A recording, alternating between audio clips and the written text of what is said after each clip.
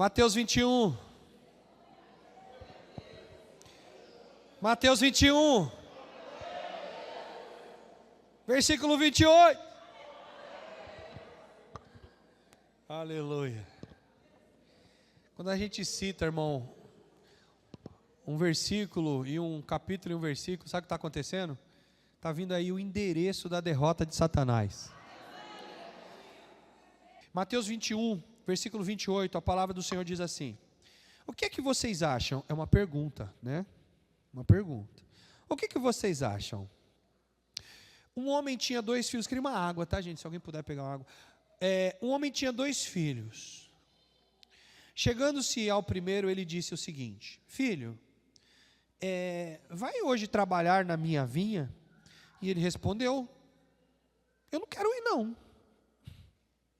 Quer não, posso não. Mas depois, arrependido, ele foi. Dirigindo-se ao outro filho, o pai disse a mesma coisa. E ele respondeu: sim, Senhor. Mas não foi. Qual dos 2 fez a vontade do pai? E ele responderam unânimes. O que ele responderam unânimes? Estão lendo comigo? Jesus perguntou para eles assim: qual dos 2 fez a vontade do pai? E eles responderam: então Jesus disse: em verdade lhes digo que os publicanos e as prostitutas estão entrando no reino de Deus primeiro do que vocês. Porque João veio até vocês no caminho da justiça e vocês não acreditaram nele. No entanto, os publicanos e as prostitutas acreditaram. Vocês, porém, mesmo vendo isso, não se arrependeram depois para acreditar nele. Espírito Santo, eu quero te adorar por tudo que o Senhor está fazendo aqui. Eu quero te adorar por esta atmosfera bendita que o Senhor está nos permitindo viver aqui esta manhã.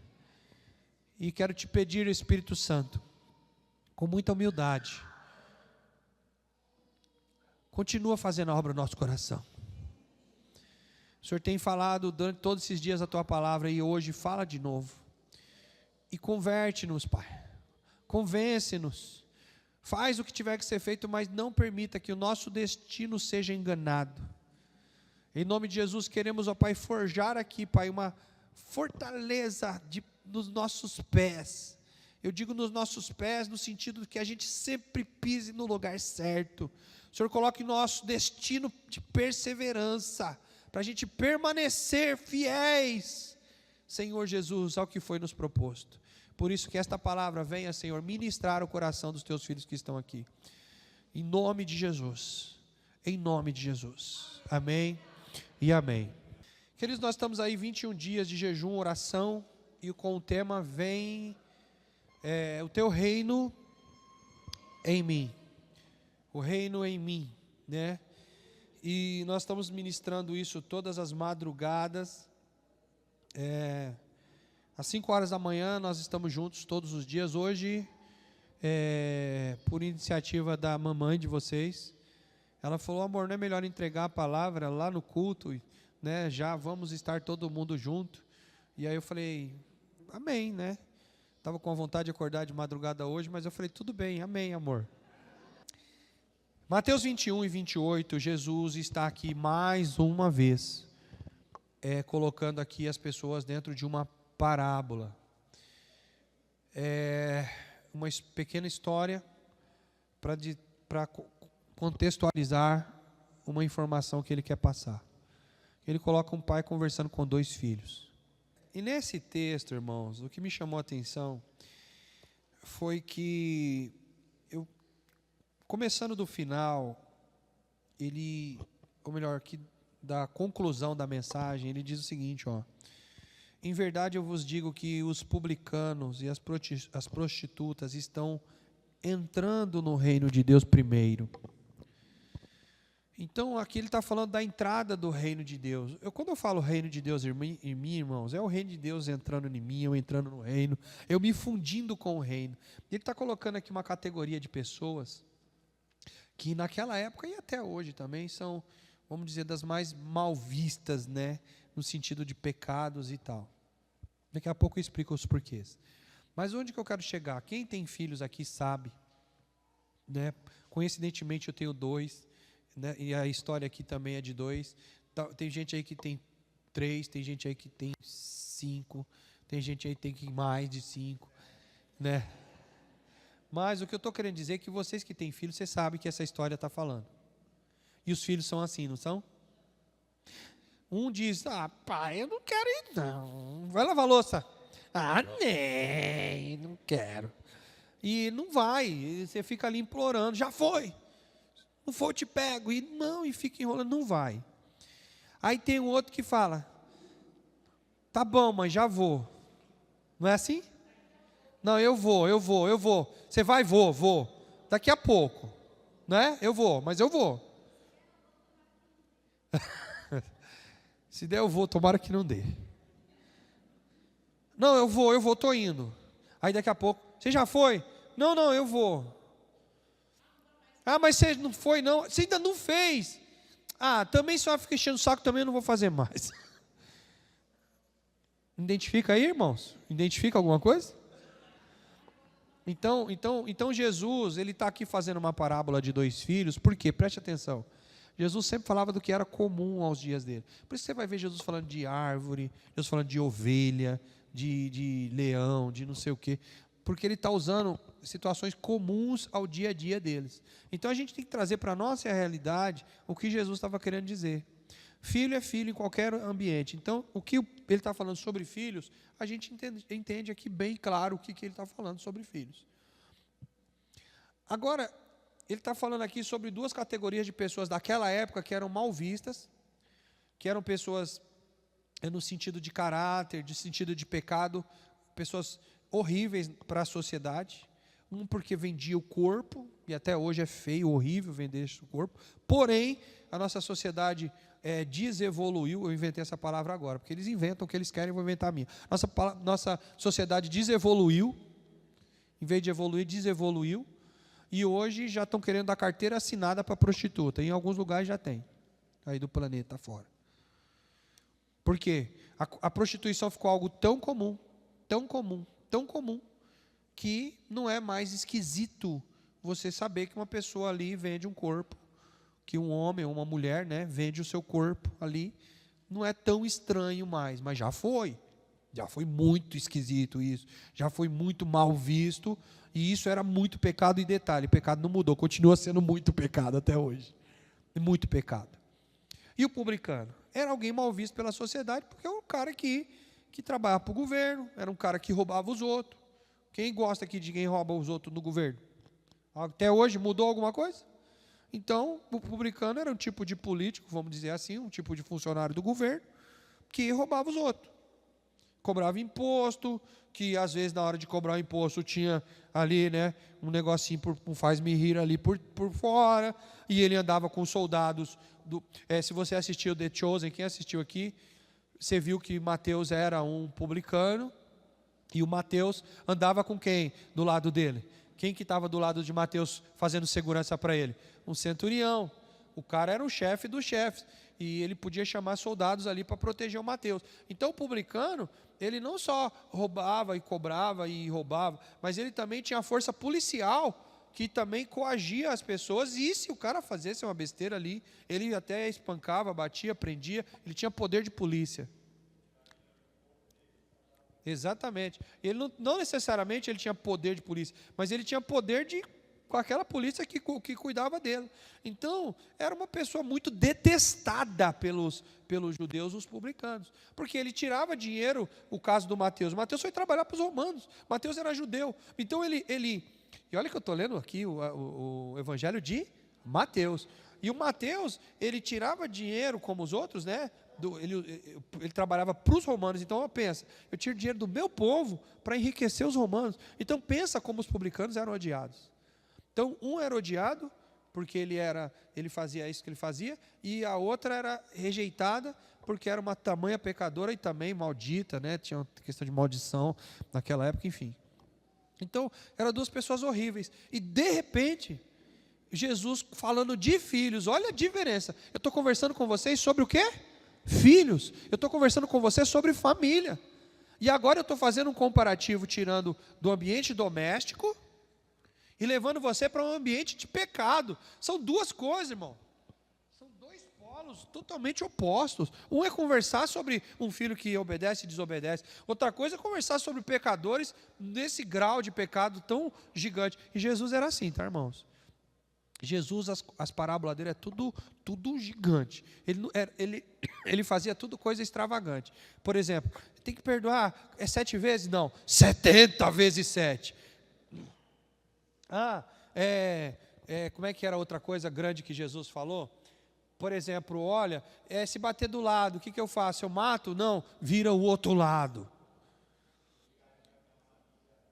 Olha, e se me obrigarem a caminhar 1 quilômetro, caminhe 2. E Jesus exagerava tudo, porque é assim que é quem tem o coração. Então, nesse momento, Jesus está também sendo bastante exagerado.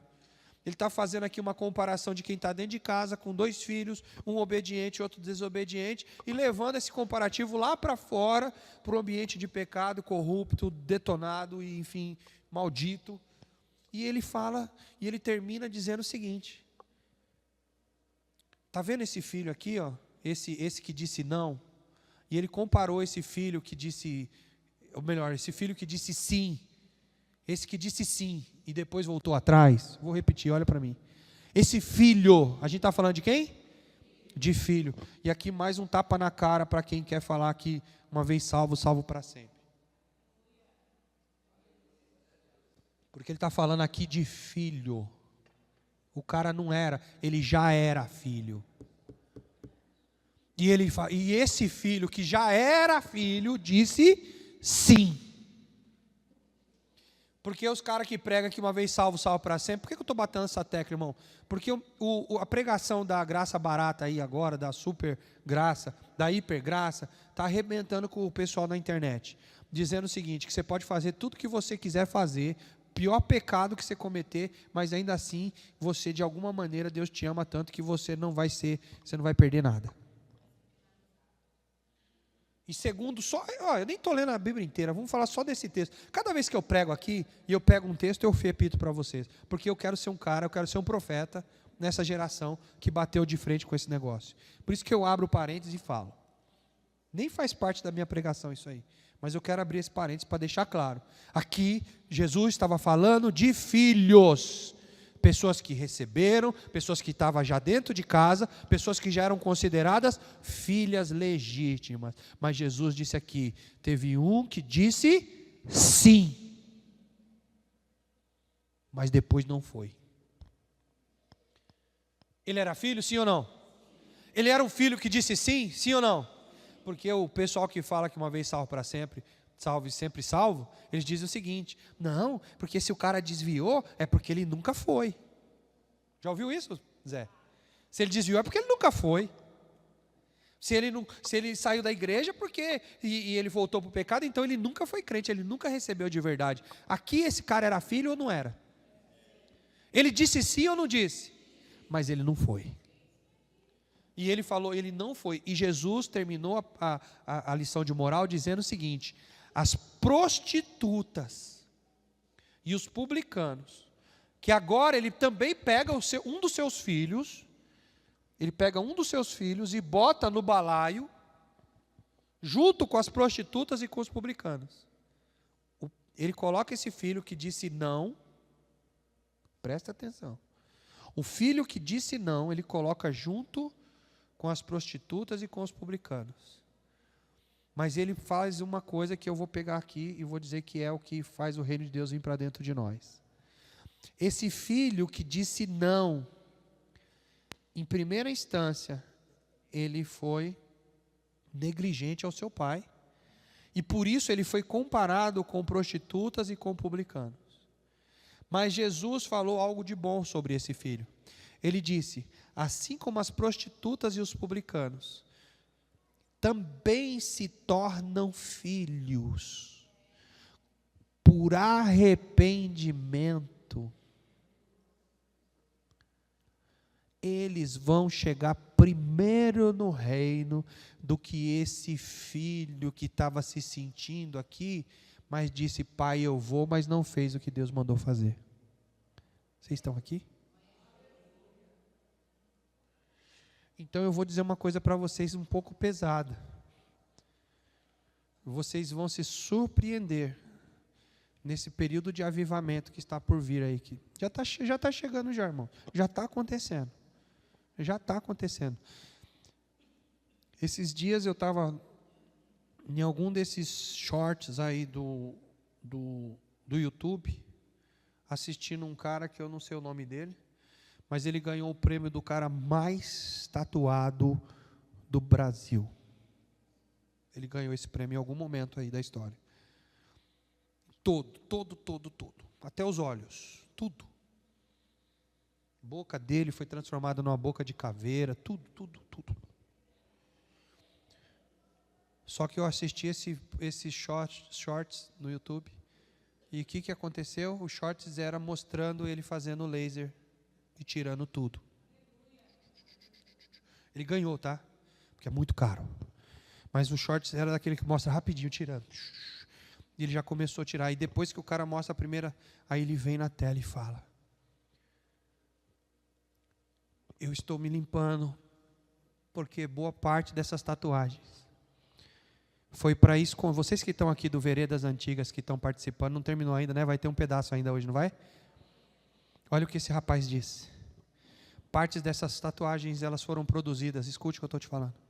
Ele falou, com a boca dele, falou: partes dessas tatuagens, elas têm motivo de ser.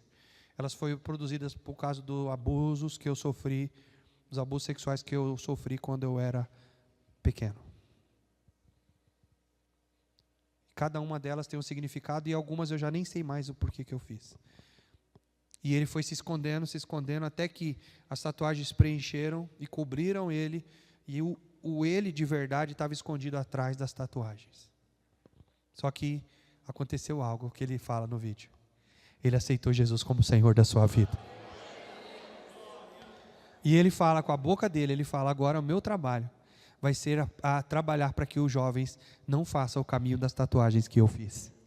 E agora, o reino de Deus, ele não tem só um profeta igual eu, que não é tatuado e nunca foi, para dizer que tatuagem não é de Deus. Agora, o reino de Deus possui o homem mais tatuado do Brasil, o homem ex-tatuado do Brasil, para se levantar como voz profética e dizer para a sociedade de jovens que estão se escondendo atrás de tatuagens, dizer: não se tatue, porque não é isso que Deus tem para você.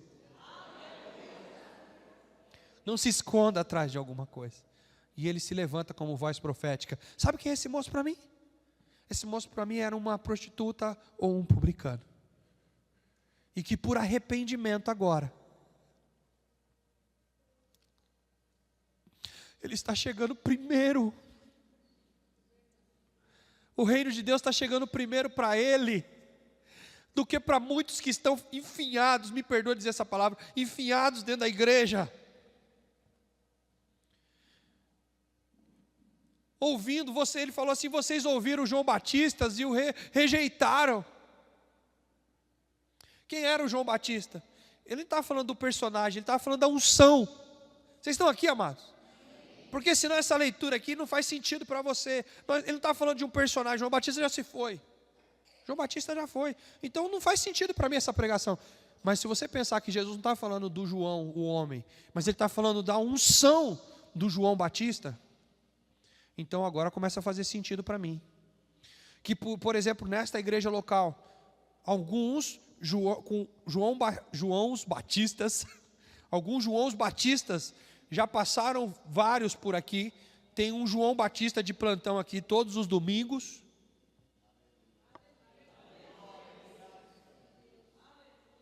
E a unção de João Batista, olha só. Olha a unção de João Batista, irmãos. A unção dos últimos tempos. A unção de João Batista é a unção do avivamento dos últimos tempos, antes da volta de Cristo. Converterá o coração dos filhos aos pais e dos pais aos filhos. Essa é a unção de João Batista. Esse é o propósito da unção de João Batista. Converter coração de pai a filho, de filho a pai. E dizer que venha a nós o teu reino. A unção de João Batista dizia, o reino de Deus está próximo. Não sei se vocês estão conseguindo caminhar junto comigo, não sei se vocês estão conseguindo. Não sei se eu estou conseguindo fazer vocês juntar pontinhos aí. A unção de João Batista falava que essa conversão de pai para filho e filho para pai fazia com que o reino de Deus se aproximasse. Ele falava, o reino de Deus está próximo. E Jesus aqui nessa parábola está dizendo, olha, eu tenho 2 filhos, mas um dos meus filhos, ele tinha o João Batista com ele, falando, mas ele não acreditava. Ele não fazia o que tinha para fazer. Dentro da igreja, irmão, você está sentado aqui, você que está na internet, você é cristão há muito tempo, você é o filho que estava dentro de casa, você é o filho que sabia tudo o que era para fazer, você é o filho que sabia que o pai já tinha pedido para você coisas. Irmãos, eu não vou pedir para você levantar a mão, mas eu tenho certeza absoluta, que Deus já te pediu para você fazer um monte de coisa. E se ele não pediu um monte, mas ele pelo menos pediu pelo menos uma.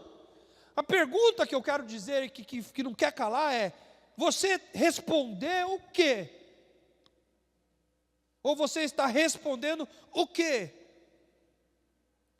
Para isso que Jesus te pediu para fazer. O que ele pediu para você? Para você orar por alguém? Para você visitar hospitais? Para você ir em presídios? Para você ir em casas de recuperação? O que Jesus pediu para você? Pediu para você abrir um grupo de alívio? Pediu para você abrir um GE? O que Jesus pediu para você? Pediu para você estudar mais a Bíblia e se tornar um doutor para também ser um agente de defesa do Evangelho? O que Jesus pediu para você? Para você trabalhar no ministério infantil? Pediu para você trabalhar com as crianças? Pediu para você trabalhar com os adolescentes, com os jovens? O que Jesus pediu para você fazer como filho? Ele deve ter te pedido alguma coisa. E eu tenho certeza que ele pediu. A pergunta é, que resposta que eu estou dando?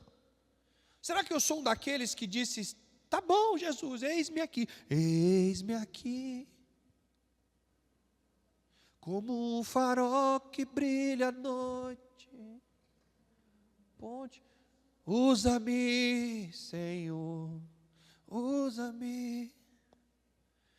Será que você é um desses que disse sim, sim, não, pode contar comigo. Eis-me aqui, menos no frio.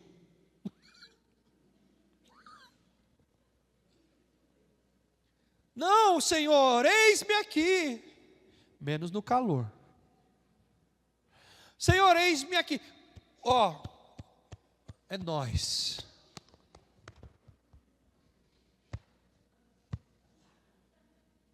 Fechou.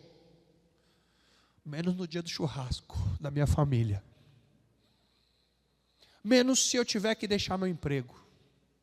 Menos se eu tiver que deixar o meu namoro, o meu noivado. Menos se eu tiver que deixar minha roda de escarnecedores. Menos, pode contar comigo, menos se eu tiver que fazer outras coisas não tão interessantes. O que eu estou dizendo na verdade é, não conte comigo, eu não vou fazer. Só que eles acham, e às vezes a gente acha que a gente pode mentir para Deus. A gente fica pensando que a gente pode mentir e que Deus está caindo nessa mentira. Tinha uma musiquinha antiga, eu sempre gosto de trazer músicas aqui, porque o pessoal eles prestam mais atenção. Você acha que você pode mentir para Deus? Corta o rabo dela, pisa em cima e bate nela.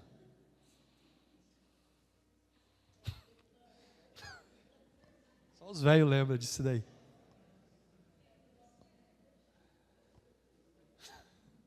Lembra? A Dirce riu porque é do seu tempo, Dirce. Pega na mentira, corta o rabo dela, pisa em cima e bate nela. Irmão, você está achando que você pode mentir para Deus e dizer sim, eu vou, e não ir, e Deus vai ficar por isso mesmo? Não vai. Se você disse sim para Deus um dia, só vou te falar uma coisa: esse sim está registrado no coração e na mente de Deus. Assim como está registrado também o filho que disse: não, pastor, não conta comigo não, não vou fazer nada. Eu já tive muitas pessoas desta igreja que disseram: eu nunca quero ser um líder. Eu não gosto disso, eu não quero trabalhar, não quero discipular, não quero. E disseram não. Mas chegou um dia que essa pessoa tomou como fosse um susto assim, não sei o que aconteceu. E de repente, ela falou: eu vou fazer, eu me arrependo. E começou. E hoje essas pessoas estão até liderando células, estão multiplicando e fazendo as coisas acontecerem no reino de Deus. Eu não vou aqui citar nomes, tem algumas que estão aqui sentadas, que foi exatamente assim. Disseram não no primeiro momento, porque estavam ali meio com a cabeça bagunçada, estava tudo desconectado, disseram não, mas de repente se permitiram se arrepender. E quando se arrependeram, o Senhor tomou sobre si, e essas pessoas estão arrebentando no dia de hoje. Arrebentando o inferno, né? E do contrário, tem os outros que disseram sim, não, pode contar comigo e tudo, mas abandonaram o chamado. E Jesus está comparando agora essa primeira pessoa que disse não, mas teve um arrependimento profundo, e hoje está trabalhando com uma prostituta e um publicano, que também se arrependeram, estão voltando e estão sendo recebidos como filhos. Como o menino que eu disse da tatuagem. Olha o que Deus faz, irmãos. Deixa eu te falar uma coisa para você entender. Eu que estou escrevendo meu livro, continue orando por mim. Continue orando, não cesse. Beth, eu nunca esqueço do que você profetizou. Continua intercedendo por isso. Coloca isso daí com exclusividade nas suas orações. Deus sabe os porquês que esse livro não saiu ainda. Mas esse livro vai falar de um menino como esse, que até ontem ele era um menino escondido atrás de tatuagens. O diabo colocou ele lá atrás, no esconderijo. E hoje, porque ele aceitou Jesus e recebeu o Senhor como Salvador da sua vida. Quem que está sendo citado aqui, irmão? Quem está sendo citado aqui, irmãos? Quem é a mulher que Jesus disse que os séculos iam ouvir falar dela? Eles iam ler sobre ela, ia contar isso que ela fez, todo mundo vai ficar sabendo. Uma prostituta que quebrou um vaso de alabastro no pé de Jesus. E ele falou, todo mundo vai ficar sabendo dela. Esse menino que até ontem era um anônimo, escondido atrás de tatuagem. Hoje eu estou citando. E o nome dele, pastor? Não tem nome, sabe por quê? Pelo menos para mim, e talvez para você também. Ovelha sem rosto. É um filho que nasceu para Cristo pós-arrependimento, e que já está sendo, Deus já está usando a vida dele hoje para ministrar a sua vida. É isso, irmãos. A voz do menino é: eu vou ser usado. A palavra de Tiago 5, ele diz aqui: muito é perdoado, muito ama. A primeira atitude do menino foi: eu vou fazer com que outros jovens não caiam no mesmo que eu. Você está aqui, meu irmão, você está ouvindo isso? Esse homem não tem nenhum pastor. Ele deve ter pastor, mas não tem ninguém enchendo o saco dele, dizendo: ó, você tem que fazer assim, você tem que fazer assado. Acredito que ninguém está insistindo com ele. Não, você tem que pregar o evangelho. Não, você tem que coisar. Você tem que, agora, você tem. Não, ele por si só já entendeu o chamado e já está fazendo. E já está sendo citado aqui nesse culto. Então diga comigo: Deus usa os arrependidos. Diga: Deus conta com os arrependidos. E deixa eu te falar, os arrependidos vão chegar primeiro. Por que eu estou falando isso? Estamos em semana de veredas. Veredas antigas. Você que está participando do Veredas e está aqui nesse culto, por exemplo, deixa eu só te falar uma coisa. Aproveite, eu falei para eles ontem de tarde, aproveite esses momentos como ninguém. Por quê? Porque Deus ama os arrependidos. Deus, Ele olha para o arrependido e Ele sente uma compaixão tão grande. Quando Ele cita a prostituta, e é de uma prostituta que Ele falou que todo mundo ia ficar sabendo da atitude dela, da Maria Madalena, que jogou aquele perfume nos pés dele. É de uma prostituta que Ele está falando, sabe por quê? Porque Jesus ama os arrependidos. E não importa se o arrependido é uma prostituta, se o arrependido é um publicano, não importa, mas desde que esteja arrependido. O problema é que a gente tem um monte de gente agora, nesse momento, preste atenção, que está no meio da podridão do pecado, presta atenção, que estão se arrependendo genuinamente, e o reino de Deus está chegando nela primeiro. Primeiro de quem, pastor? Primeiro do que aqueles que estão enfiados dentro de uma igreja e dizendo sim, mas não estão fazendo nada. E o arrependido está sendo arrependido do pior pecado do planeta e já está começando a fazer alguma coisa, instantaneamente. Você está entendendo? Está pesada a palavra para você, não? Deus falou tão gostoso comigo, não recebe assim não, do jeito ruim não. Recebe do jeito bom. O que Deus está dizendo para nós é que uma porta para ativar, uma das portas, uma das chaves, né? O pessoal está gostando dessa palavra chave ultimamente. Uma das chaves para ativar o reino de Deus em mim. E talvez eu digo a chave mestra. Eu vou repetir, não é uma das, é a chave mestra. É uma chave que abre todas as portas, todas as outras. Tem cada chave, tem chaves que abrem uma porta exclusiva, sim ou não?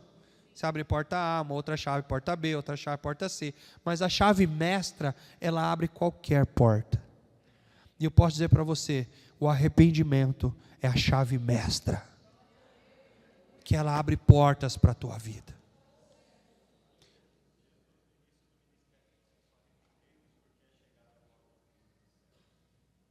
Obrigado, mestre. Uala! Essa voz veio de Jesus a respeito de quem? Do reino. Vocês não ouviram, né? A voz de Jesus a respeito do reino. Ele diz o seguinte, a voz. Coloca no telão aí para mim. Arrependei-vos. Qual é a chave mestra? Arrependei-vos, pois é chegado a vós o reino dos céus. E se a gente for conectar esse versículo com esse que eu estou lendo aqui agora, está dizendo, eu vou juntar os dois, tá bom?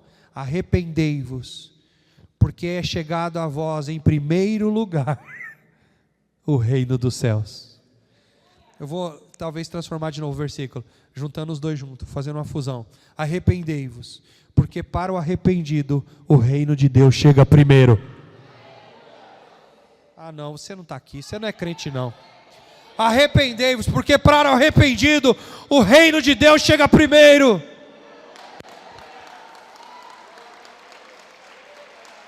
Vamos ficar de pé.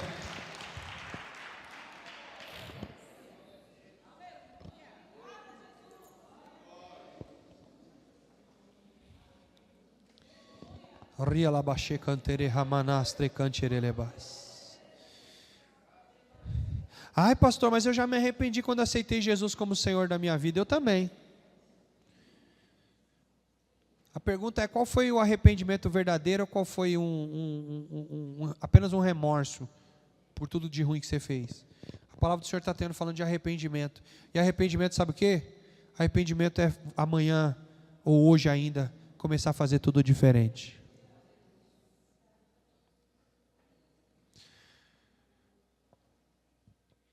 Eu quero finalizar falando do que Jesus estava falando sobre o filho. Eu falei de obedecer. Um obedeceu, outro disse sim, outro disse não. Mas ele falou aqui, a palavra fala assim, ó. Vá hoje. Versículo 28, final do 28, Danilo. Você já colocou arrependei-vos já, né? Só para o pessoal anotar. Mas coloca aí, Danilo, de novo. O Mateus 21, 28, final do versículo. Ele diz o seguinte, olha para mim. Filho, filho. Filho, filho. Ele está falando com arrependidos, filho, Ele diz: vá, que dia? Amanhã? Semana que vem? O ano que vem? Vá hoje fazer o quê? A conversa então está girando em torno de quê? O discurso é em torno de quê, irmãos? É de lavar louça? É de fazer outras coisas? É de fazer o quê? Trabalhar na vinha. E trabalhar na vinha do Senhor, você sabe o que é. O que é a vinha do Senhor? Deus é o agricultor. Jesus é o caule. Jesus é a videira. Nós somos, cada um que é agregado, cada um que nasce de novo, é agregado na videira. E nós somos, como diz, rebentos desta videira. Cada um que você ganha para Jesus. E quando ele fala, vai trabalhar na minha vinha, o que ele está dizendo? Vai cuidar dos seus irmãos. Vai cuidar daqueles que também estão arraigados ali na videira. Vira para o irmão que está do teu lado ou atrás de você e pergunta: o que você tem feito pela vinha?